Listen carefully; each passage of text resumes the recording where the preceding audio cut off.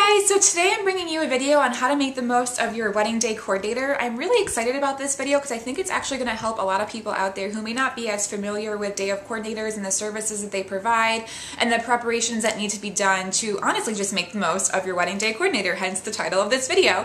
So I am going to just kind of start off the bat by saying this is only going to pertain to day of coordination services and not full and partial planners, just because there is a pretty big difference between the two. I have discussed this at length in another video, which I will link below if you are interested in hearing a detailed explanation on the differences in the services. But yeah, today I'm going to focus on how to make the most of your wedding day coordinator and some tips for you guys to just do as much preparations ahead of time as possible. And that will just help make things as efficient as possible on the wedding day and as carefree as possible as well. So if you're interested in hearing what I have to say, keep on watching. Okay, so tip number one on making the most of your wedding day coordinator. It basically boils down to just being as detailed as possible when you're relaying information onto your DOC, which stands for Day of Coordinator, in case you guys weren't aware. As you guys know, Day of Coordinators are not as involved in the wedding planning process. In fact, we don't usually step in until about 2 months before the wedding. So a lot may have changed or a lot may have progressed from the time you guys sign the contract with your coordinator to when they actually step in and start asking questions and putting together a timeline and all of that really fun stuff. So just be as detailed as possible. I actually send over a pre-wedding packet that I ask my clients to fill out before the wedding. It's a little tedious and I always feel just a little bit guilty sending it over because I know it's going to be rather time consuming to fill out, but it is all information that I need to properly coordinate the wedding day. If I didn't have parts of that information, there would be some bumps in the road on the wedding day, and then of course that would fall on me and I would just feel horrible. So it basically starts out with the morning of, where the bridesmaids getting ready, what time are their hair and makeup appointments, if they're getting ready at a salon, what's the salon address, where are the guys getting ready, are they doing anything the morning of, like playing golf, who is buttoning or zipping up the bride's dress for photos so I can properly coordinate that. And then if you guys are doing a first look, who is driving to the first look? What's the transportation system? Do I have to call a limo and confirm? Etc. Just things like that. Just basically to make sure that I'm aware of all the addresses for the venue so I can also relay that on to other vendors and that I can map out exactly how long it's going to take to get everywhere and account for traffic patterns and stuff like that.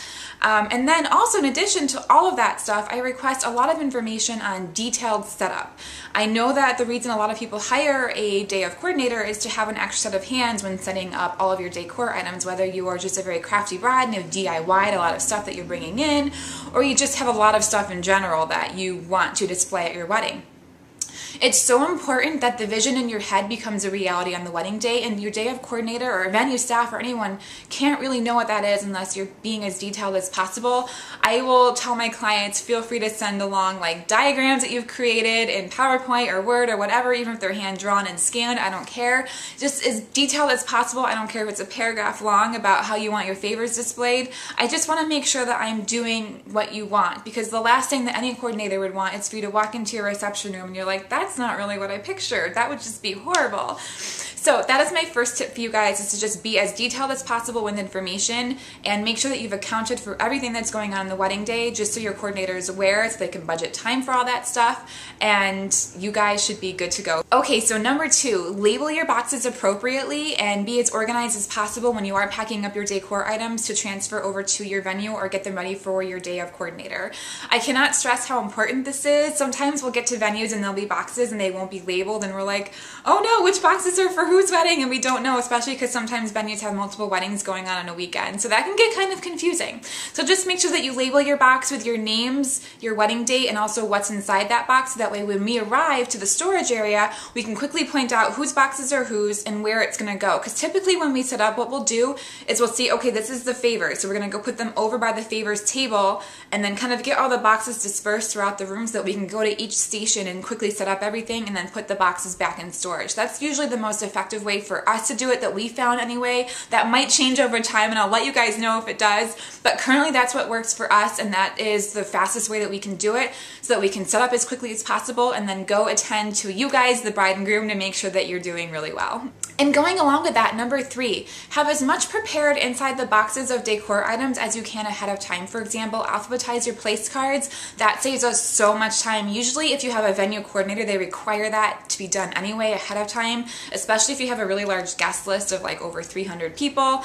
You know, sitting there with 200 place cards trying to alphabetize them all, it can be really time consuming, and that just means that that's time away from spending time with you and facilitating photos and all that good stuff. So I always request that place cards are alphabetized alphabetized. We also think it's a really good idea to recommend to clients that as far as anything that has come packaged, you remove like labels and stickers and cellophane. I mean, of course, it's not a big deal for us on the wedding day to kind of remove stickers and labels, especially if they're gonna look really bad sitting out on a table. We will do anything to make sure that your decor items look fabulous on the wedding day.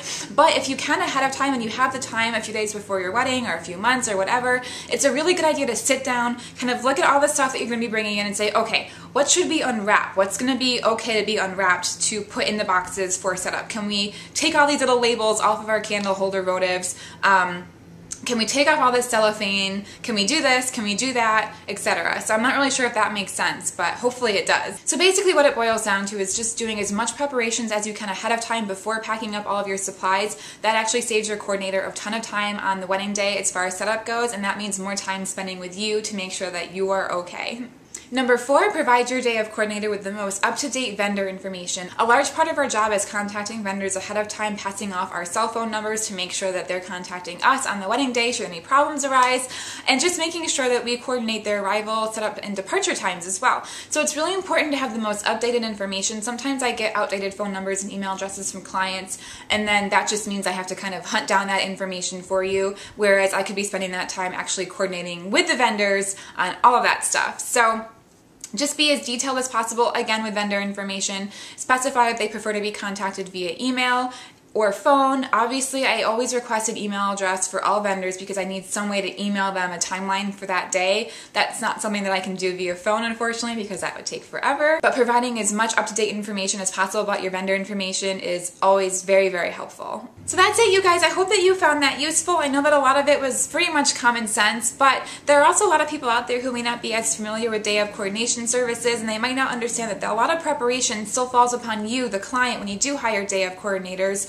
just because we're not with you every step of the way throughout the process. It's a little harder for us to kind of get information from you, whereas a full or partial planner may already have all of that on hand because they've been helping you plan the wedding. So I hope that you found that useful. I hope it wasn't too long and rambly for you. And as always, I hope that you're having a fabulous day, and I will talk to you soon. Bye!